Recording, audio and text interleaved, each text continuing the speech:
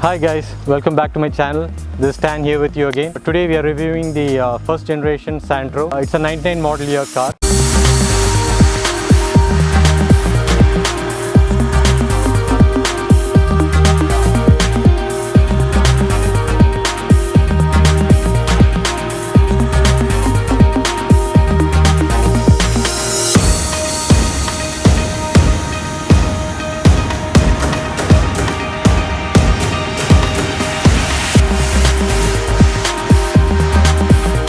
Now before I start this review, I want to give a brief history about the Hyundai Santro. So actually this is Hyundai's first car in India. So this is how they started their innings in the Indian market. The car was launched on 23rd September 1998. Now before Hyundai launched this car, they actually had a extensive market research done. So in Hyundai's research, what they found was that Indians actually didn't like boxy designed cars, nor did they like unrefined engines.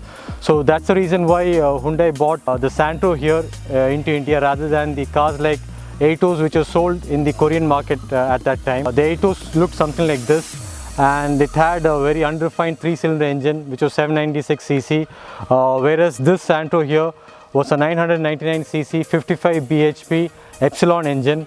It had MPFI technology as well, and you know how the Santro looks. Although it doesn't look stunning, it definitely looked better than the Aetos, and that's why Hyundai got this here for us.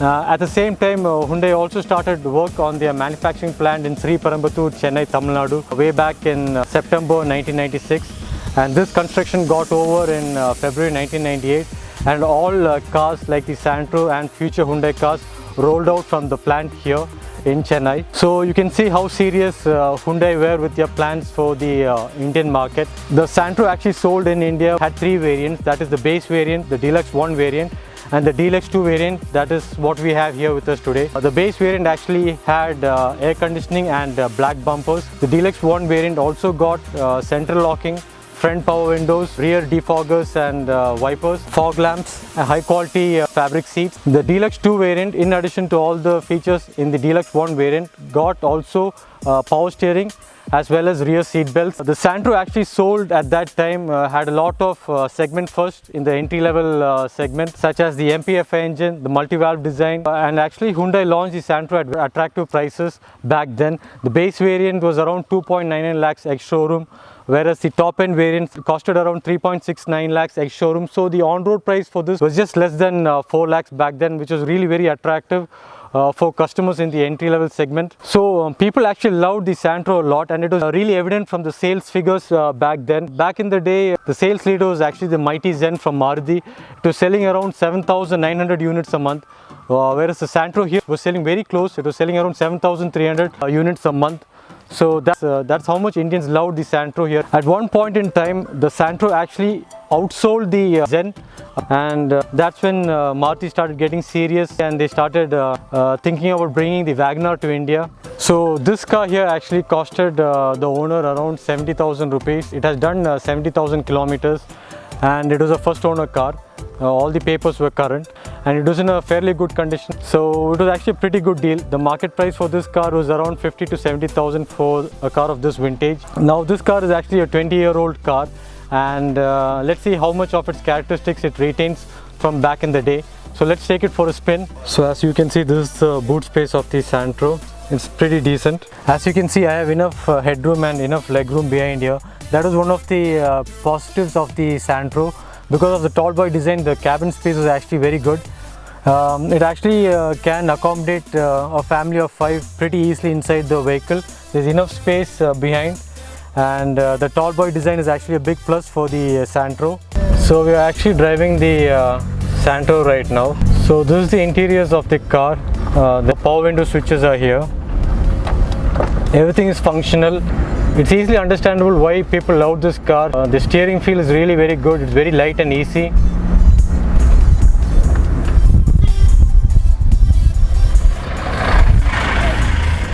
Even after 20 years, the engine is really peppy. It's very refined. The power obviously is just 55 bhp, so it isn't much, but for this segment back then it was more than enough. So I'd actually forgotten to mention the Santro's main rivals. Santro's main rivals in the beginning were Maruti Zen and the Daewoo Matis, and at a much later stage Tata Indica and Fiat Uno were also its rivals. But there was a huge marketing war going on between the three manufacturers, that is Hyundai, Maruti and Daewoo, and mostly Hyundai had the upper hand because they had a huge ace up their sleeves, who was none other than Shah Rukh Khan, the king of Bollywood. Have you decided to advertise for Hyundai Santro? I'm thinking. With a little money already invested. How much? 3,000 crores, Mr. Khan. So you can guess who won the marketing war then. I have also done a review of the brand new Santro that was released in 2018. For those of you interested in that review, can watch by clicking the link above. There's obviously no RPM gauge here. You just get a temperature gauge, the speedometer and the fuel gauge, that's it. So I'm going to accelerate right now. Whoa, wheel spin first gear. This engine is awesome. About 20 years and the engine is still peppy. Oh my god, this is superb.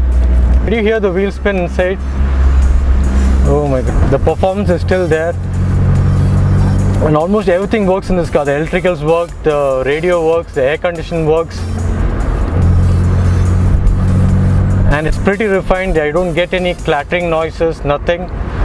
Obviously at the higher RPM and higher gears, you do get some kind of engine noise. But that's normal with this old engine.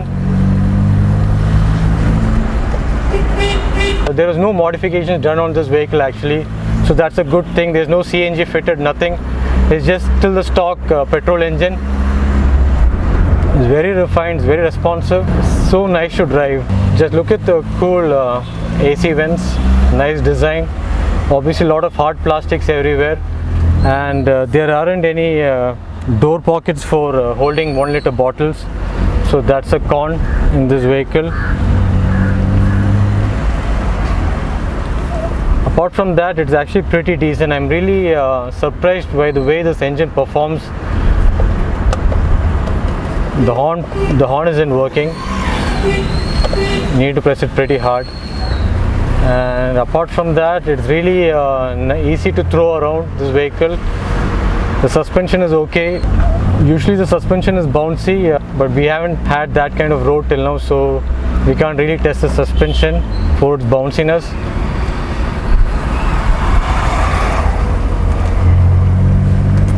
The roads are pretty smooth and well paved, so that's why the ride quality is pretty good right now. But the steering, gearbox and the engine is just superb, simply fantastic on the Santro. No wonder Indians love this car a lot.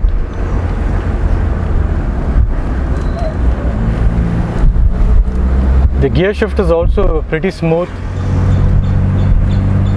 The clutch action is light. There's really so much to love about this vehicle.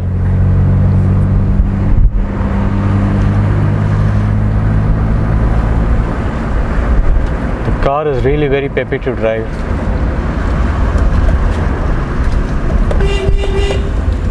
Only the horn, there is an issue. It doesn't work if you press here. You'll have to press here for the horn.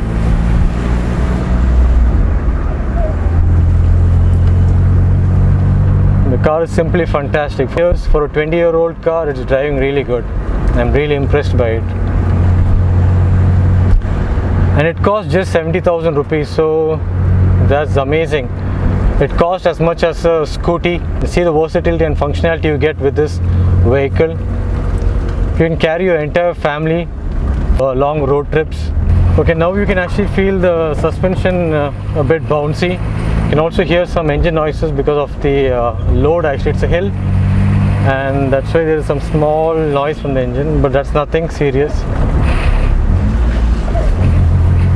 So as you can see, although this car is a 20-year-old car, it actually performed really well. I'm actually pretty impressed with this vehicle. For the price that the owner has purchased this car, the features that it has and the equipment levels that it has and the engine's performance, it has really surprised me what you can get for 70,000 rupees. Today what you can get is just a scooty for that amount of money, but in the used car market you get a superb car like this for the same money. So you can see how much value for money the second-hand market provides us today. And before I end this vlog, I would like to give some tips and tricks to be careful before you purchase such a vehicle. So let's get to that right now. So before purchasing this car, you'll have to keep some few things in mind. The earlier models actually had a fuel pump issue, and to replace the whole fuel pump system actually cost around 5,000 rupees. Now actually there's a much cheaper way to overcome this problem. Like the issue is actually found out to be a fuel motor issue. So just to replace the fuel pump motor, it costs around 990 rupees. So if you replace that, the problem is gone. And this can be done with your FNGH, the Friendly Neighborhood Garage.